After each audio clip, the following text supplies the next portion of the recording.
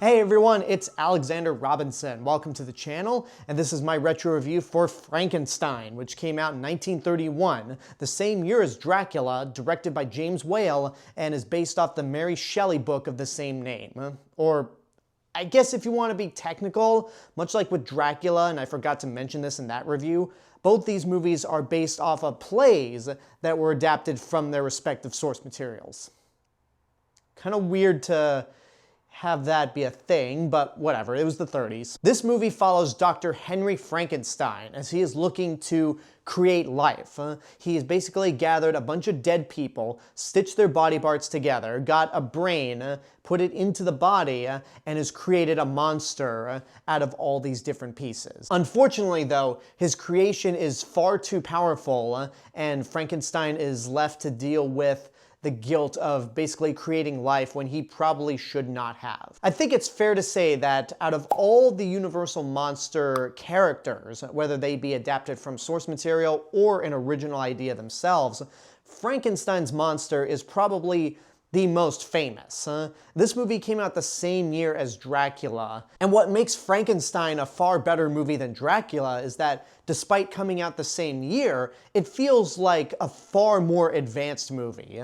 Unlike Todd Browning, the director of Dracula, who was a prominent silent film director, James Whale started his career making sound movies.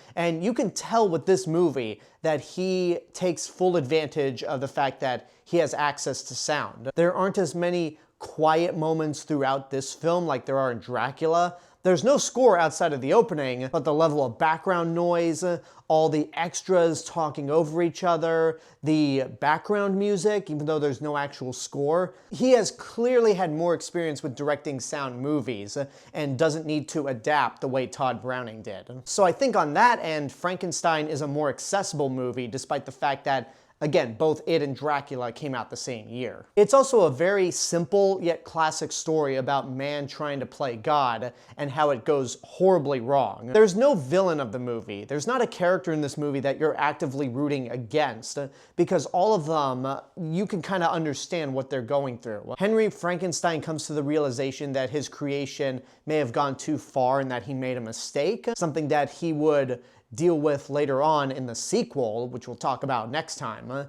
And the monster itself is just an innocent creature. The monster has no clear idea of his purpose in life. He's not out there killing people out of malevolence or just being evil. He's just trying to defend himself. He's a helpless creature who doesn't really know his place in the world. And the actors that are playing both characters do a fantastic job. Colin Clive makes for a great Henry Frankenstein, going from maniacal and victorious in creating life. I mean, he has the most iconic line in the movie. It's alive, it's alive, it's alive! In the name of God, now I know what it feels like to be God. And that line, the last half at least, was apparently so scandalous in 1931 that it was cut out of future releases. So Colin Clive gives a great performance, and it's actually pretty tragic that he died so young. He passed away of alcoholism just 2 years after Bride of Frankenstein, but you know, his role as Henry Frankenstein has certainly lived on. Then you have Boris Karloff as the monster himself. And Boris Karloff in this movie doesn't have a whole lot to work with, but he manages to give the monster a lot of personality. He's very sympathetic. There are even scenes in this movie that you really feel for the monster. The most famous has to be when the monster's playing with the little girl next to the pond. He's just an innocent child. He's so full of life when he throws flowers into the pond that he thinks, oh, the little girl, she might float, and he throws her into the water and she drowns. He didn't mean to do it on purpose, and he freaks out when she doesn't come back up. So there's just a lot of sympathy for this character, and Boris Karloff manages to deliver a great performance with very little, actually no dialogue at all. All of his dialogue are grunts and noises, so he doesn't actually speak in this movie. However, Boris Karloff is only one half of the success of this character. The other half goes to the makeup artist Jack Pierce. Jack Pierce was one of the most famous makeup artists back in the day. He was responsible for not only the look of the Frankenstein monster, but also Boris Karloff's mummy, the other mummy, Karis, the Wolfman. So he was single-handedly responsible for the creation of some of the iconic Universal monsters. And without Jack Pierce and his work, there would probably be no Rick Baker or Tom Savini when it came to makeup artists. So Jack Pierce definitely deserves a whole ton of credit for the look of the Frankenstein monster. There is so much good about Frankenstein, and there's also a lot of things in this movie that are actually quite fascinating. The movie opens up with Edward Van Sloan coming out and addressing the audience saying that this movie is going to be really intense, and if you can't handle it, then you've been warned.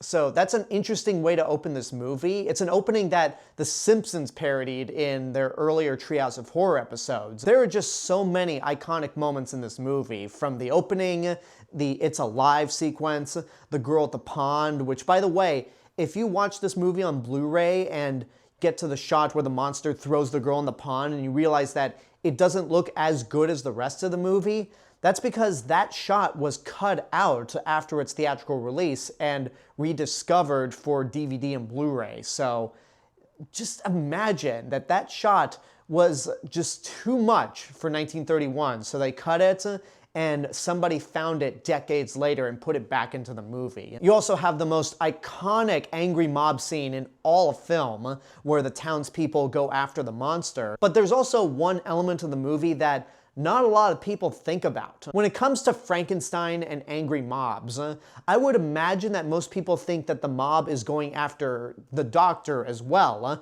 but Henry Frankenstein is actually part of the mob himself. Another detail that I don't think a lot of people think about is that the Hunchback in this movie isn't Igor, it's Fritz, played by Dwight Frye.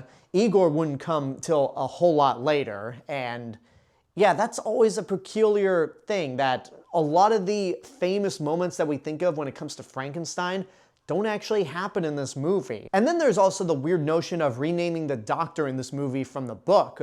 In the book, he's Victor Frankenstein, but in the movie, he's Henry, whereas in the book, there's a friend named Henry, whereas in the movie, the friend is named Victor. So that is confusing. But even then, those oddities don't take away from how amazing this film is. I honestly can't think of anything that's bad with this movie. Unlike Dracula, there aren't a lot of awkward moments of silence. This movie, again, has no score, and there are some quiet moments, like when the monster first appears, but it's still an amazing movie and takes as much advantage of sound technology as it can.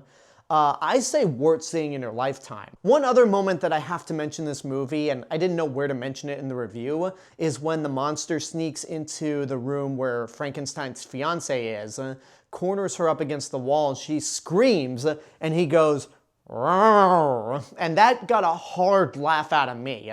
Even the first time I saw this movie in film class, the entire classroom was laughing at that moment just because it's so funny. Again, Boris Karloff doesn't have a whole lot to work with in terms of dialogue, but he gives an amazing performance and gives us memorable moments like that.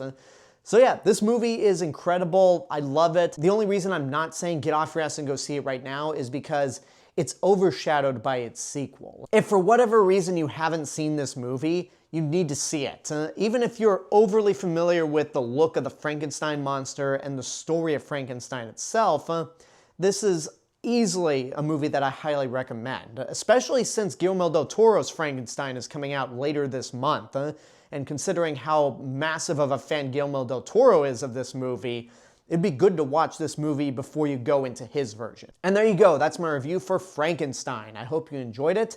Now, the only reason I'm not saying get off your ass and go see this right now is because it's overshadowed by its superior sequel, Bride of Frankenstein. I mentioned when it came to this series of reviews, I'd be watching all the sequels for the first time.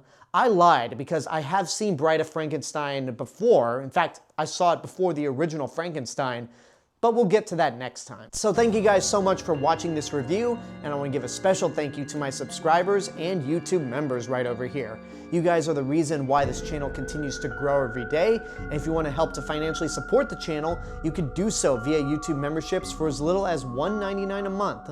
But until next time, I want to know what you guys think about Frankenstein. Whatever your opinions are, let me know in the comments below. Don't forget to like the video, subscribe to the channel, and hit the bell button to get notifications.